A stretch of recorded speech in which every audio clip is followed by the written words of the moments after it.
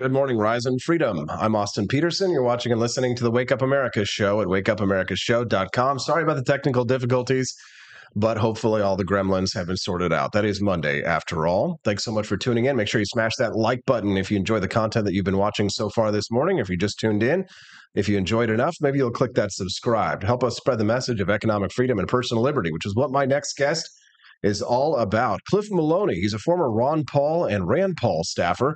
He's won over 300 Liberty Republican campaigns, and he's also the host of the Cliff Maloney Show, which you can find at cliffmaloney.com. We'll put that up on the screen here in just a moment. Cliff, good morning. Thanks for joining us on the show today. Thanks for having me, Austin. Glad to be here. Nice to see you here, buddy. I was just talking a little bit before you got here about this. I guess they're calling them Zillennials, Generation Z and Zillennials. And they're talking about very valid concerns about how boomers didn't have to deal with the kind of inflationary problems that we have. Did they have to buy houses with 14% mortgages? Sure. But it used to be that you could have a one-parent household and the dad would make the money and be able to take care of everybody, still have 2 cars and 2 TVs. It ain't like that anymore, Cliff. What's going on? Yeah, we'll call them the Zoomers, a little bit of a mix from Z and the millennials. No, I mean, I think right now the problem you see is so many people have kind of had great prosperity for the last, 10 to 15 years in terms of, interest rates, practically nothing. We've had no habits of saving. I mean, let's be honest, the Fed pushing these interest rates down, it's like we've had no incentive, Austin, I would say our entire lives to save. Because why would you save money when you're getting, a penny a month on $1,000? So I feel like, yeah, times are definitely shifting. We've got certain things happening when it comes to not just interest rates, but also, what is the role of government? And I do think that, we're probably in for bad times ahead.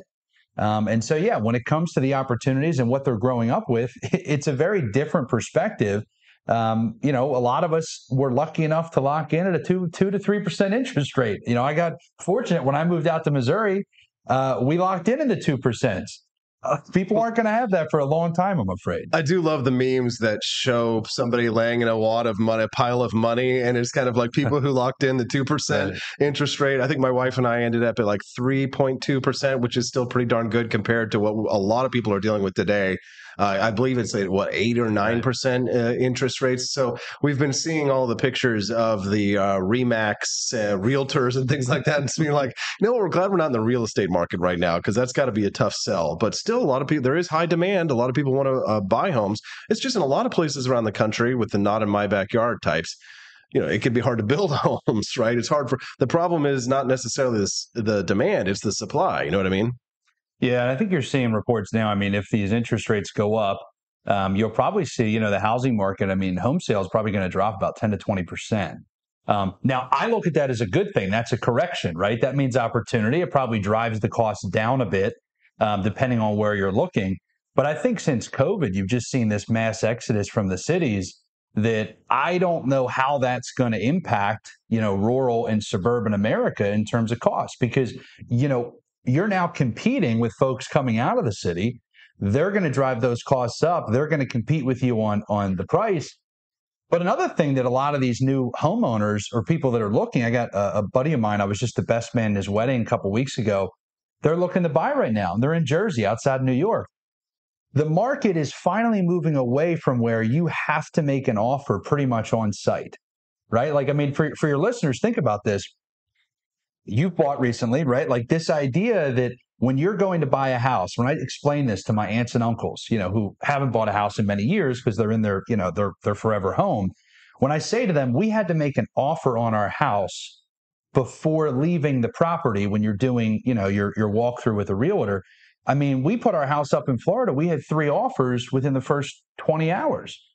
And that's finally, hopefully, a good correction, which will be when that cools off, we'll be a little bit more rational about, home ownership and purchasing homes. Yeah, our friend Cheeky Mayor over in the live stream this morning, she says that so many people have crushing personal debt too. No, for sure. But the personal debt will get you.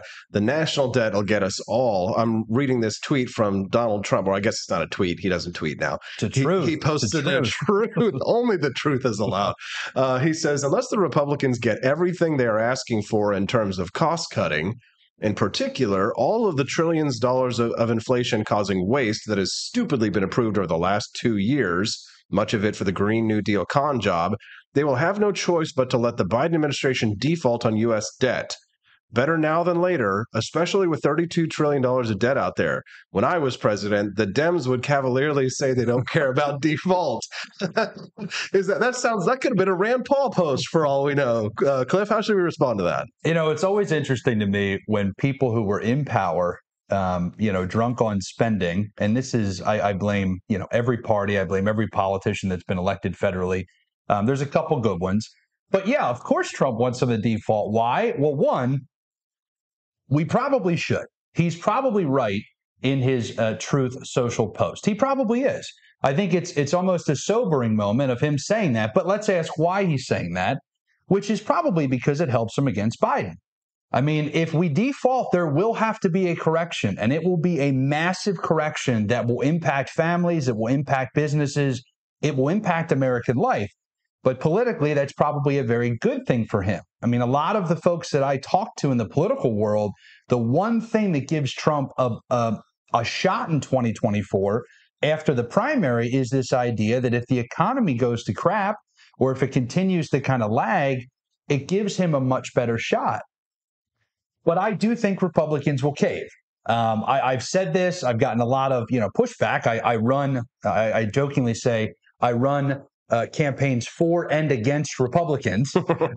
Typically, the rhino types are on the other side of my guys. But the reality is they will cave. They have to cave. I wish I was wrong. I'll look right into the camera. I hope I am wrong. I hope Republicans have a backbone. I hope they're firm.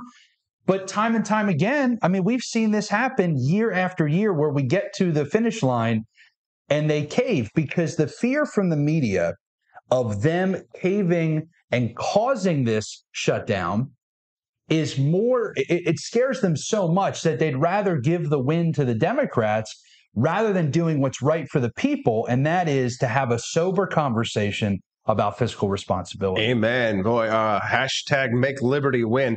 Joining us now live in studio is Cliff Maloney. We're glad to have him in studio. Give him a round of applause. But if you're not in the studio audience out there, well, then we're not going to be able to hear you. It's the only way you can register your approval. Click that like button to help us spread the message of freedom, which is what we're fighting for. Joining us in the live stream, Chadwick Dolgos says, at Cliff Maloney Jr. is a patriot. Glad that you're enjoying his commentary this morning. We're thankful to have all of our friends over there on YouTube, as well as on Rumble, and our new friends over at Spreely app joining us, as well as on Facebook and on Twitch, whenever Twitch allows us to talk about what we want to talk about, which is quite rare these days. We do get the bans. We'll talk about social media censorship in just a few minutes, because I like what you had to say there about fiscal conservatism in regards to what Donald Trump had to say. The problem is that when he was president, of course, Cliff, we didn't really see those kinds of things. So when you say it's helpful against Biden, he's saying it now, but wait until he's president. And then, of course, they need to spend and they need to inflate and he needs to print if he becomes president again. But dealing with the debt ceiling, right? I've been asking some of my Liberty friends about the debt ceiling problem lately, and just asking them, you know what, if it's just time to get rid of it, if it's just a stupid thing, political gamesmanship, do you think the debt ceiling is actually an important tool? Do we need it? Or is it really just standing in the way of real reform? I think I like having it. And the reason I like having it is because it at least forces the conversation. Okay. To me, it's like Hamilton the musical. Okay. Do we agree with everything in Hamilton the musical? Probably not.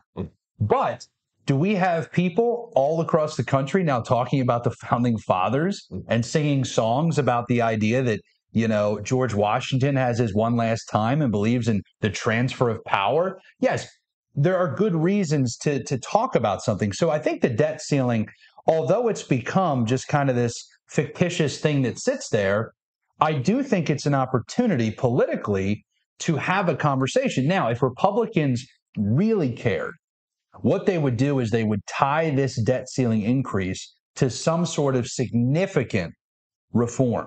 Obviously we get excited about some sort of, hey, let's audit the Federal Reserve. Let's do something, or, they're talking about budget cuts. Okay, let's think about this. Kevin McCarthy, his plan, which the Democrats call radical and, would completely devastate America, it still adds $16 trillion to the national debt over the next 10 years. If that's really your pushback, then I don't see, and I'm still telling you they will cave, right? So I'm saying, oh, that's what they're going to land on. I think they'll take that. That's their starting point. They'll compromise, but we'll still end up with trillions of dollars of new debt. And Austin, I don't think we get to a solution until we really have a conversation about what the role of government should be. If we think that people should be taking care of us, as Ron taught us, from cradle to grave, then yeah, you're going to have runaway debt. You're going to have to fix it somehow. And that's always going to be a problem. But I do think the national debt forces the conversation. And if we just had leaders who would be responsible enough to say we should talk about fiscal sanity, this is an opportunity to do it. But they continue to fail. If you're just tuning into the Wake Up America show, good morning. I'm your host, Austin Peterson. We're grateful to have you here. Make sure you click that like button and subscribe if you like the content that you're hearing. I'm speaking to Cliff Maloney. He is a former Ron Paul and Rand Paul staffer. He's also the host of the Cliff Maloney Show that you can subscribe to at cliffmaloney.com. That's MALONEY.com. Cliff Maloney, so that you can hear more from him if you like what Cliff's saying today. Cliff, can I ask you about the 14th Amendment question? Because this is coming up in the debt ceiling fight. And if you're a liberty lover in the United States, I usually like to talk about the 14th Amendment because of what it means for things like privileges and immunities and what it means in regards to what it says about citizenship here in the United States and the limiting power of the federal government, how it limits power of the federal government to deny certain privileges or immunities and things. But there are some other clauses in the 14th Amendment and some other things that complicate a full and thorough understanding of this. And that is the question about the public debts. The President of the United States seems to think that the 14th Amendment of the Constitution grants the president to unilaterally take from Congress the powers of the purse, right, and raise the debt ceiling unilaterally. Your thoughts? Well, let's start off with some numbers. So 78 times we've raised the debt ceiling. 49 times under Republicans, 29 times under Democrats, presidents. Okay, obviously you have to look at, who controls Congress, but under those administrations, Republicans seem to be running up the scoreboard. Now, I am a Republican, I'm a liberty Republican, but at the end of the day, it's kind of alarming when you look at those numbers. This has been a major issue with the country, and that is that presidents do feel as if they can use this power to just say, well, at a certain point, I'm the president, I get to spend. But I don't blame the presidents. I blame Congress. Congress, as we know, controls the purse. They control all of the spending. But you see it time and time again. I'll give you an example. Right now, we have this weaponization committee, which I'm glad we have. We should be talking about the weaponization of government. But I would have said the same thing under Trump, and I said the same thing under Obama.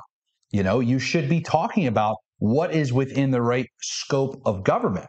But right now, you have Comer and these Republicans talking about the corruption within the DOJ, the FBI, and these other entities. But guess what, Austin? I guarantee you, when this compromise happens and they raise the debt ceiling and they pass the next budget, they will fund the FBI, they will fund the DOJ, they will fund every single one of these government agencies that they're calling corrupt at record levels. So once again, yes, the presidents are using this power illegally. They're referring to this and saying, we have the ability to spend it. But who's the check and balance on them? The people that are funding it. Congress could easily pass something to defund any of these wars, any of these social programs, any of these things that they deem to not be within the scope of what the federal government should do. but they don't ever step up. And I wish I could at least point to a couple examples from either Republicans or Democrats on this, but you don't. You see all of this virtue signaling. The Republicans just passed the Secure the Border Act. They know that Biden's not going to sign that, right? You have this kind of this PR, this public relations Congress, where they do all of these things that are great for press releases. But when it comes to actually helping the American people, helping us create some sound money and have value in our lives, yes, they fail. So that's my long way of saying presidents continue to abuse it, but Congress should be the people who step up and say, we're going to defund this because it's illegal for you to do that. I do want to ask you about the crisis of immigration on the southern border in just a moment, but I have another question for you related to the debt limit before we move on. And I'd like to ask you specifically about the question of default, because when I read all of the mainstream media news articles about the debt ceiling this morning, they say, fact check, the U.S. has never defaulted before. This is not true. U.S. has never defaulted. But then when I go read right of center Forbes magazine, or I read some of our alternative news media, right-wing blogs and different things, they'll say the U.S. has defaulted before. That, we've had, there was a brief when the U.S. defaulted on some treasury bills in 1979. There was the gold crisis where we closed the gold window. So I guess, maybe not as they define it, but the U.S. has defaulted on its debts. Would default be a better solution than trying to pay our debts down as we continue? At some point, the collapsitarians have a point, right? The accelerationism is, a lot of libertarians say it's time to just bring it all down. What do you think? I think the problem you run into is everything is speculation, right? It's now not just the default, it's the threat of default, right? You watch I was listening to NPR this morning and they were, the threat of default is worse than actually defaulting on the debt. And I'm like, well, how can you say that? And you realize everything is speculation, whether it's the banks, whether it's them adjusting interest rates, all of what they're doing is based on the idea of not reality and not numbers. I mean, if it was based on numbers, they balance the budget every year. It's not. It's based on speculation. And foreign borrowers will still use the U.S. dollar. I mean, this is the one power that we kind of inherently, we rely on it without realizing that the second that goes away, when China and some of these other countries stop saying, hey, we're going to not just trade, but we're going to borrow or allow you to borrow, that's when we have issues. So should it collapse? I'd like to see what happens, but it's all based on speculation. And, whether we've defaulted or not, everybody gets paid. There's 4.2 million federal workers. Okay, those folks will get paid. We had the shutdown a couple years ago. I think it was, sequestration. And so we had a couple of these battles with funding the government, before the debt limit raise. And every single person got paid. Most of them got paid and they didn't go to work. So I don't hear this excuse that's like, the problem is that 4.2 number. The problem is the spending. Were you in D.C. when they shut down the World War II monuments? Oh, yeah. Do you remember that? Well, that was going down. Oh, what a win. Oh, yeah. It was a huge battle because they were shutting down the national parks, preventing veterans of World War II from seeing their own memorial, but they were still getting paid themselves. It's unbelievable what they will do, the depths that the Republicans and Democrats will stoop to in order to play this political gamesmanship. They don't care who they punish or who they hurt. They will stand on the corpse of any child if it accomplishes their goal. I mean, we're dealing with people who are barely human in the way that they behave towards one another. Cliff, how do you fight a fight against something that doesn't use? I mean, there's a difference between when you get into a wrestling match with a human versus a wrestling match with a bear, right? Or with a wrestling match with a giant spider with 8 legs, right? You can't, when it's against a human, you're fighting on even ground to a certain extent. But the type of people that we're fighting against, they don't play fair, and they don't fight with the same tactics that you and I, they don't hold back, Cliff, right? And my biggest problem with libertarians has been that we don't seem to understand the rules of war, the art of war that we can apply. Now, you do, right? You apply the rules of war to libertarian campaigns, which is why you make liberty win and why you're like one of the few people in the libertarian spheres who I have respect for, because you actually can pull out, libertarian victories and things like that. But how can we hold to our principles and still fight against the spider people, right? Against the reptilian lizards who have, space lasers, who will stop at nothing, Cliff. They will stop at nothing. But how can we maintain our principles and still make liberty win? Well, let me tell you how you can't, okay? Because this is probably my biggest frustration is you have individuals who think, they're fighting on the field and they're gonna win this battle. And let me call out some specifics. So I got in a lot of trouble over the years because people say, Cliff, you've got loyalty to the Republican Party. And I say, I have loyalty to liberty. I have loyalty to fiscal responsibility, civil liberties, the Constitution. I want to get government the hell out of my life.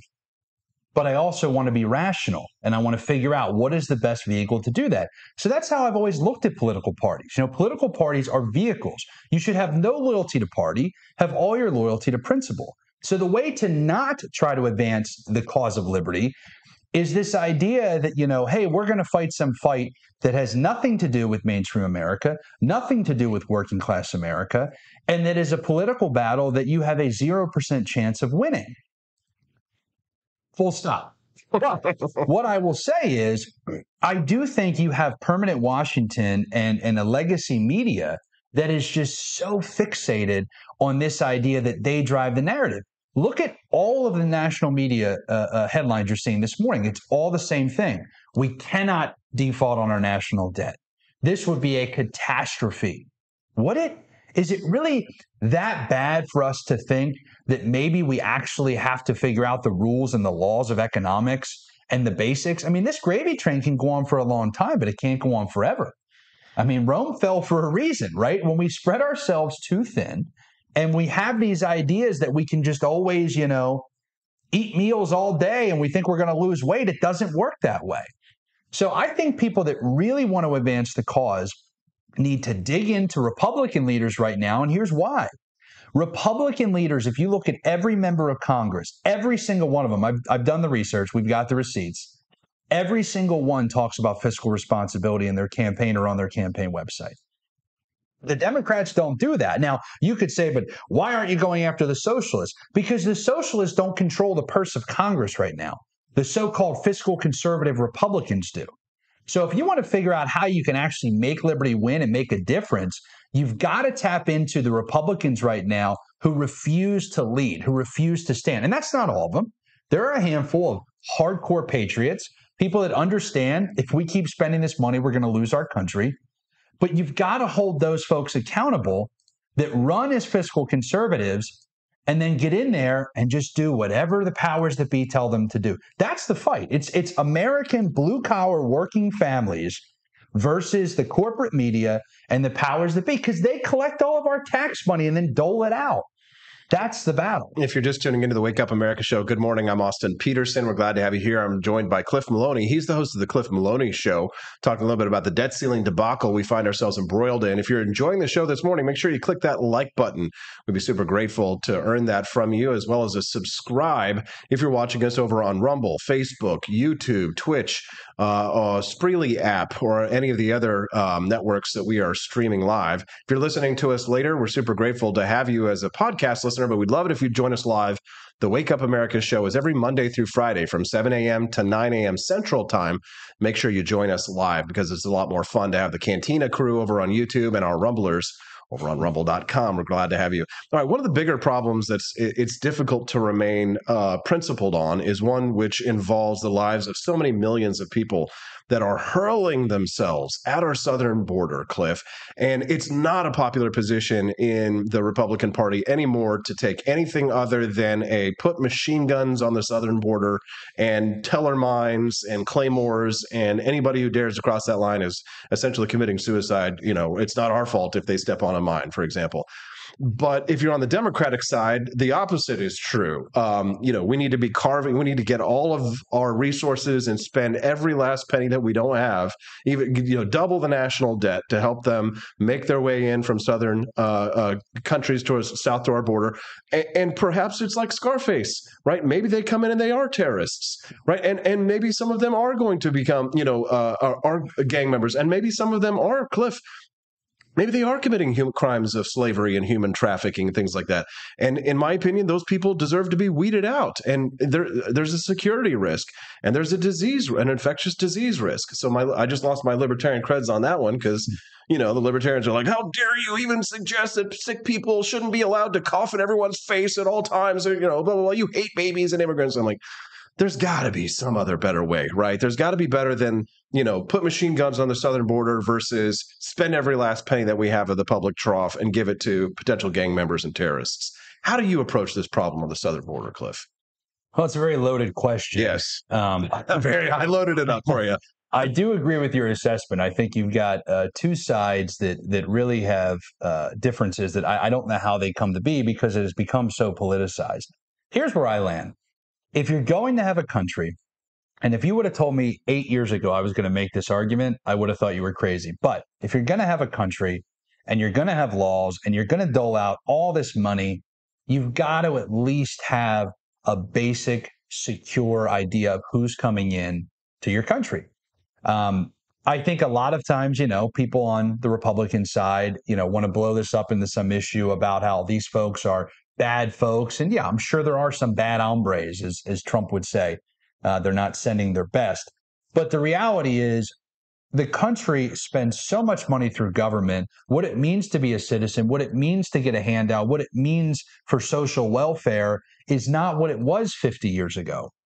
Yes, the American dream is alive and well, and people can come here and they can start a business and they can work their rear end off and they can make an amazing, amazing career and build a home and a great family. But I think now the role of government has become so obtuse. It's become such an everyday thing in terms of money. I don't mean every day in our lives, right? I mean, the most of us, especially in Missouri, it's kind of nice. We're out and about and in rural America, not having to deal with, some of these elected officials every single day. But I do think there comes a time where you realize that government has grown so much that the idea that everybody should be able to travel and kind of have free reign in and out, that's the ideal, right? That's where we want to be. But once again, the liberty crowd, you have to tackle problems and you have to meet people where they're at. We are not in a situation where our country is not, is spending within our means, has an understanding of, what's happening in terms of, hey, we're not going to give out social welfare and all these other things. We're not at that point. We're at a point where there are people coming over the border. Even as a libertarian, I will say this, we do have a fentanyl drug crisis. We do. We have to admit that. The ways to solve it to me are not necessarily all at the border, right? I think legalization and certain things would help to avoid that black market. But I think that you have to be in tune with reality that the country is very different than it was 50 years ago. And the only answer that I found, I'm always open to other solutions, you have to secure the border.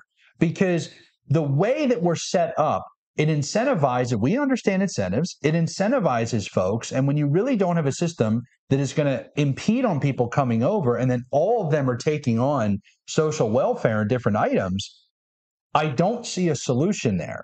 So I think the left is completely bonkers in that they look at this as some sort of emotional, humanity appeal. And it's like, we don't have the money. We don't have the resources. Do we have the jobs? Sure. Do Americans want to be out there farming and doing, low income manual labor jobs? No. Hell no. They want to be on TikTok and YouTube. You know what I mean? They want to be YouTube stars. Right, so jobs. So that's why I don't agree with either side that's all in, but I think under our current situation and with the current circumstances, you have to figure out a way to secure the border to at least understand the basics of the rule of law and what's happening. I think I agree with you on that we do need to have a border security, but there needs to be an onboarding program that provides for the national defense while also allowing for people who come here with the right intentions to be able to do things that will benefit the American economy. Imagine, too, a situation where people who want to serve in the U.S. military, for example, could have an option to do that. There would be a security, question of people who come from other countries and, are spies or things like that is something you'd have to be careful of. But I can see a situation where somebody who wants to become an American citizen who serves in the U.S. military or some other capacity might have a faster way to become a citizen than others. But Ronald Reagan had a Bracero program in the 1980s that was very useful, and nobody talks about that. But at the end of the day, we don't have the process. We don't have the processes in place now, and I don't see us happening anytime, even the next 10, or dozen years, Cliff, for us to be able to actually process the people that are coming now. I mean, at some point, it'll end up with what Ronald Reagan had to do, which is to say, well, we're going to make some changes, but he granted mass amnesty because he had no other choice. And that was the reality. And that's probably what we're headed towards right now. Am I wrong? No, I think you're exactly right. And I love the argument of why can't we get there? And the answer is simple. We just spent $200 billion in Ukraine.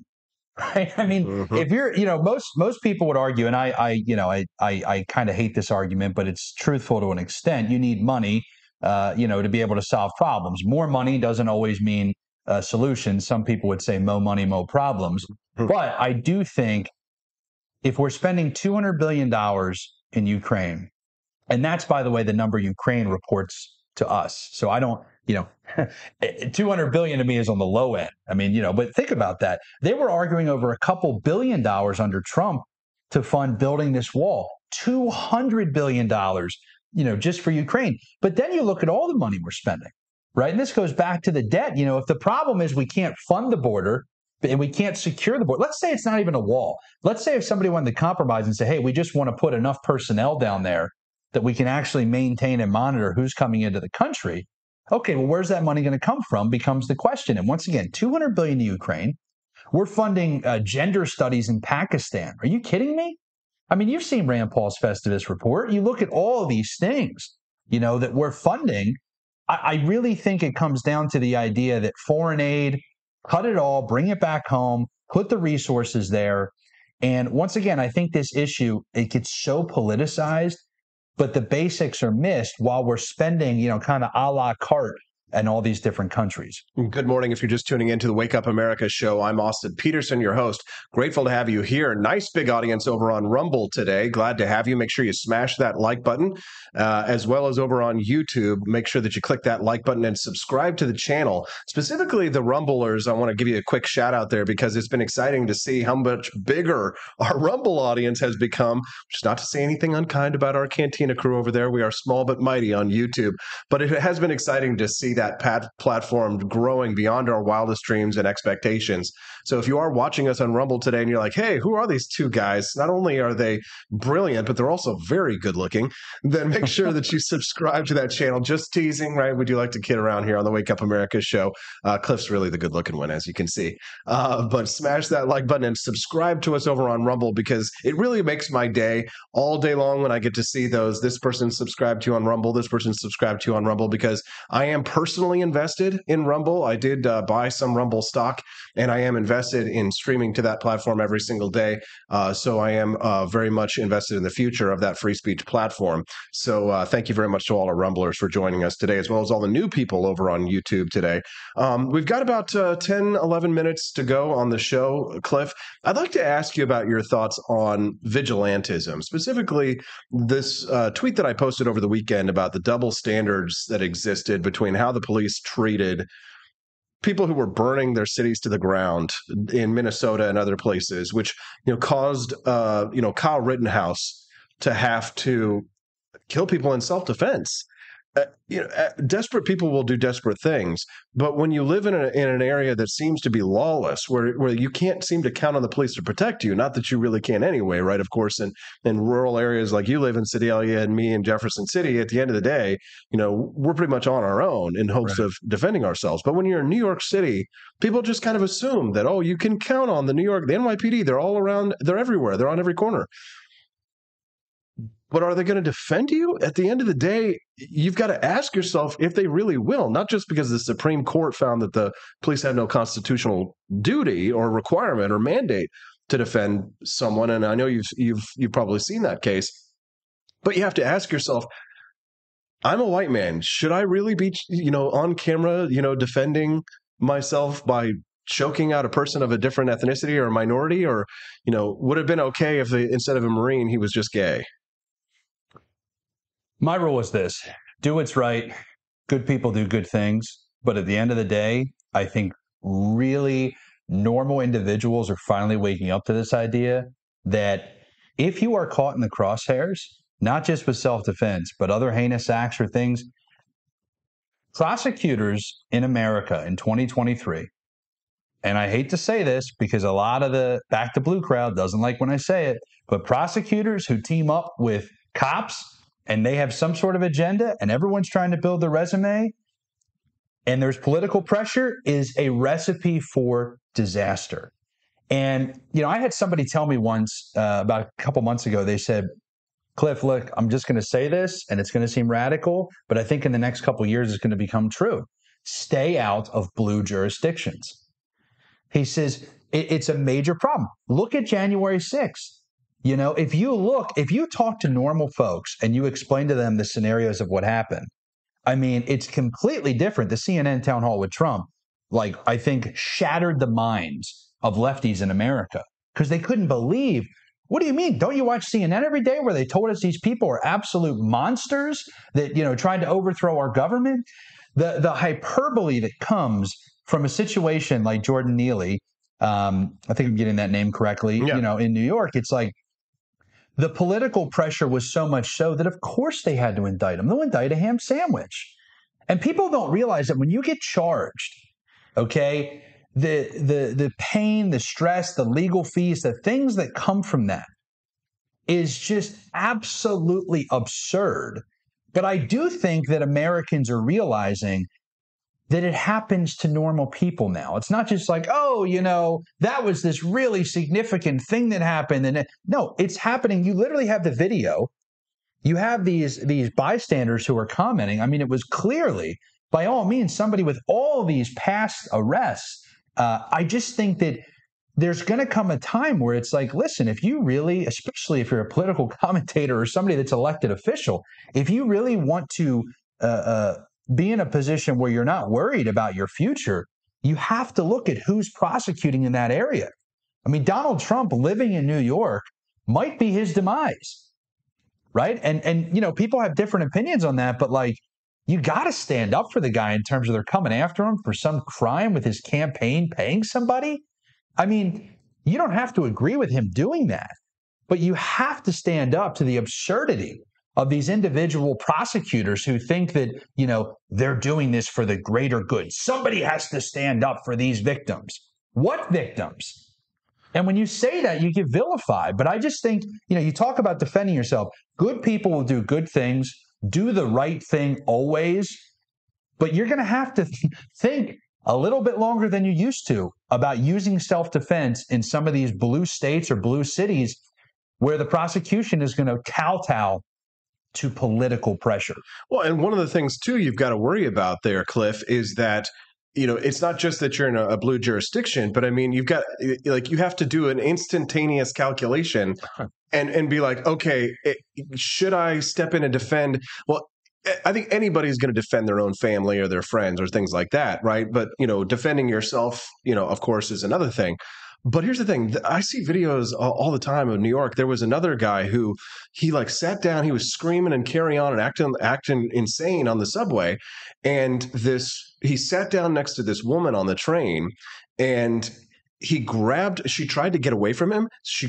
He grabbed her hair and was pulling her back down onto the subway. Now, in the comments section are people of both ideological stripes, left and right. I say both, but the major ruling empirical, empire views of society, chastising the men on that train for not stepping in and protecting her. But then in the same breath, I bet many of them are going to go on some other thread and talk about what a murderer that guy was, the white man who was, who choked Jordan Neely in that scenario situation. You talk about incentives, Cliff. I mean, I would want to step in and, kick that guy in the face and suppress him from being able to hurt that woman. But I mean, at the end of the day, as soon as I do, that woman's just going to go vote Democrat later that day. No, not to be too offensive. You're 100. She's going to vote for more. She's going to vote to get her hair pulled by a politician. You're 100% correct. Let me tell you a story. So I grew up in the Philadelphia suburbs, and every once in a while, we drive into the city, and I lived about 15 minutes outside, blue collar family, and we go into the city, and whether it was there, if we were in Atlantic City, maybe you get to New York City. Everybody, I don't care where you're from, your first experience in the city, the craziest thing you would have to go through is interacting with a homeless person. And when I say homeless, I don't mean somebody who's actually homeless. I mean somebody who's either a lunatic, a raging drug addict, or somebody who is clinically insane. Okay. And I think a lot of people remember this because it's a scary moment. The first time you interact with somebody, you're like, wow, what do I do? Well, the problem is, and I say this with a humble heart. The problem is it's so much more of a common occurrence, especially to those who live in the cities, especially to those, who have to take public transportation. So to some people, when they hear this, they're like, oh my gosh, this video is horrible. And, how could somebody choke somebody out? But if you've experienced that, when I worked on the Hill for Dr. Paul, like taking the metro in, and you're right there standing on a platform, and there's 3 or 4 people, crazy people. I don't even like to say homeless. They're insane drug addicts that need help. They're clinically insane, shouting, screaming, taunting people, harassing them. Oh, yeah. Right. That's the mindset that I feel like a lot of people are missing. And this guy has had, I think they said over 40 incidents that have been reported that show this pattern of behavior. So you can't miss that. You have to figure out a way to do that. But I think that it's become such a standard. I mean, a lot of our cities now, homelessness, once again, clinically insane, it has become a political issue, and Democrats run these cities. And so they don't want to be seen as people who are locking folks up or putting them away.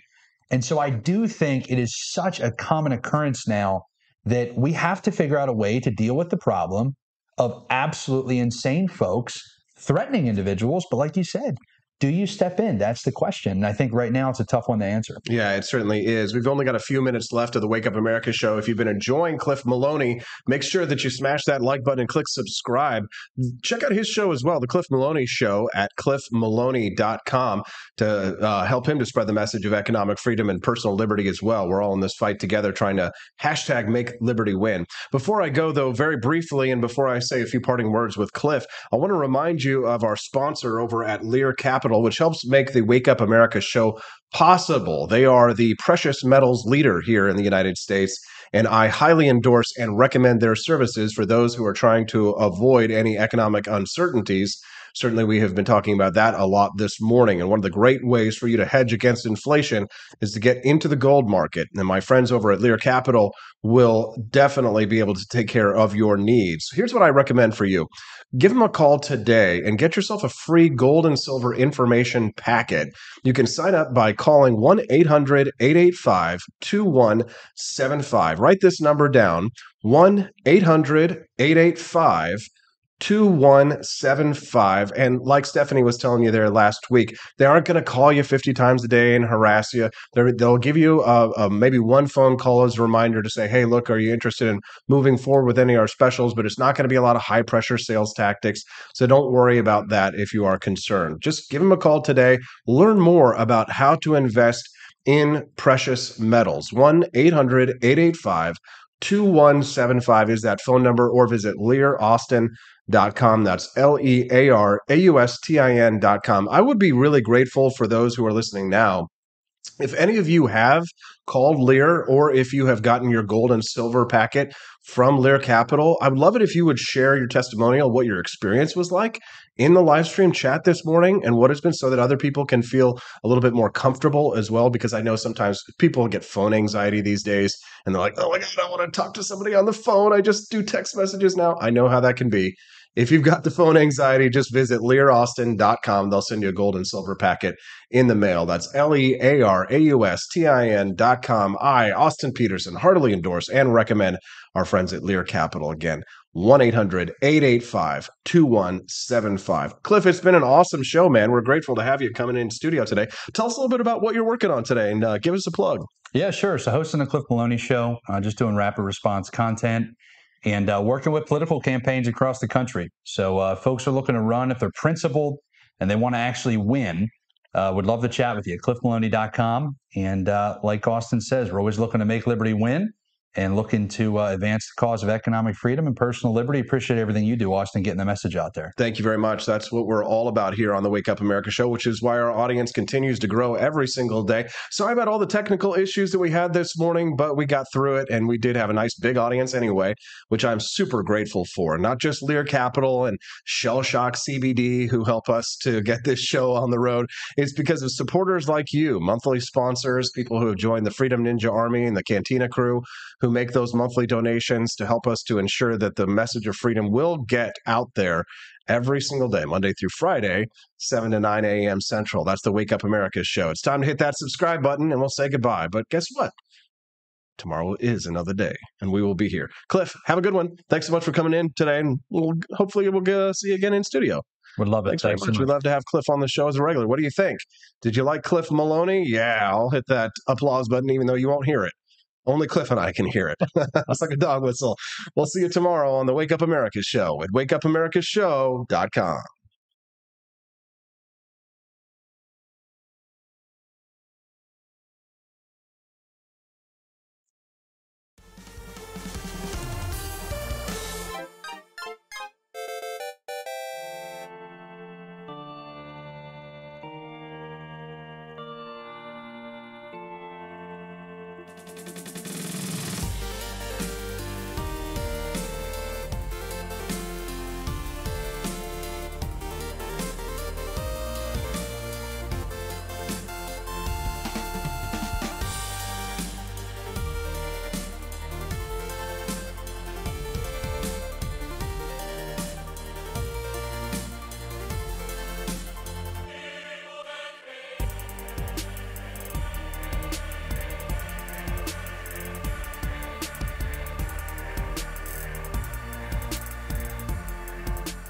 I like shooting things, but whenever I can't shoot something, I like to cut things. My life isn't all about shooting and stabbing and cutting, though. Sometimes I have to do actual work, but when I work, I still like to have fun.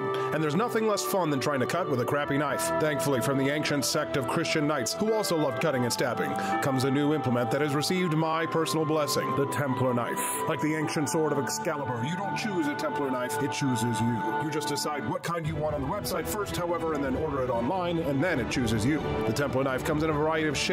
As a man of culture and taste, I have decided I will never use a terrible knife again. And thanks to the inspiration provided by this excellent product, I have decided to launch a new crusade against anyone using less than superior knives. Join me, brothers and sisters, by visiting uppercuttactical.com/pages/Templar-knives. That's a lot of slashes. For that, you'll need a Templar knife. For 10% off, use code AP for Liberty and join me in a quest for glory, for liberty, for Christendom, for the Templar knife. Get yours today. Fire.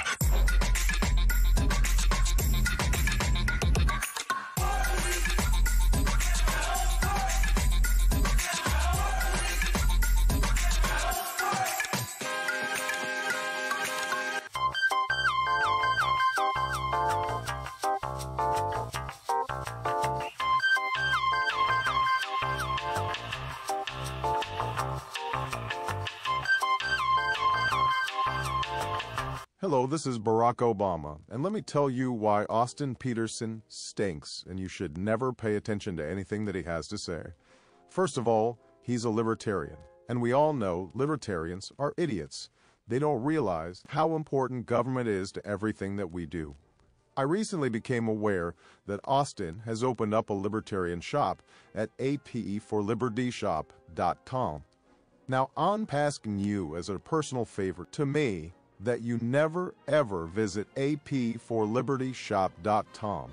With all of the great Liberty merchandise there, the last thing that we need to do is to get people spreading this message around the country, because then they might start thinking that they don't need government. And that's the last thing that good Democrats like us want. So if you love democracy, like me, and hate freedom, then don't visit AP for Liberty Shop. Like I said, whatever you do, do not visit apforlibertyshop.com. I'm Barack Obama, and I approve this message.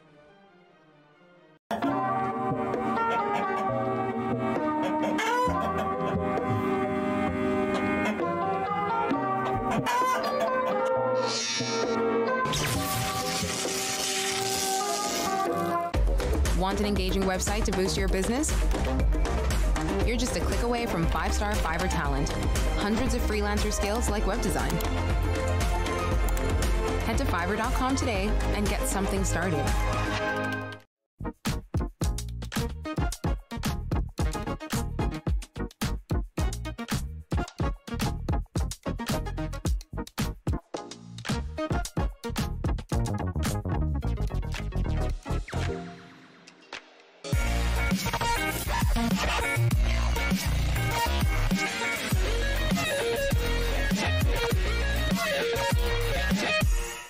When I was in foster care, I never knew when I would have to move, so I always had my suitcase ready to go. Then one day, I was adopted.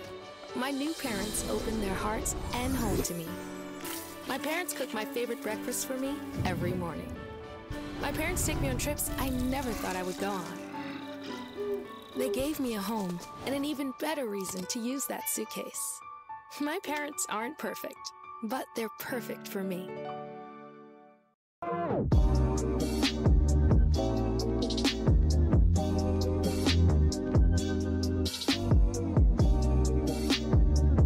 I would remind you that extremism in the defense of liberty is no vice. It is better to settle these matters in the courts than on the streets, and new laws are needed at every level. But law alone cannot make men see right.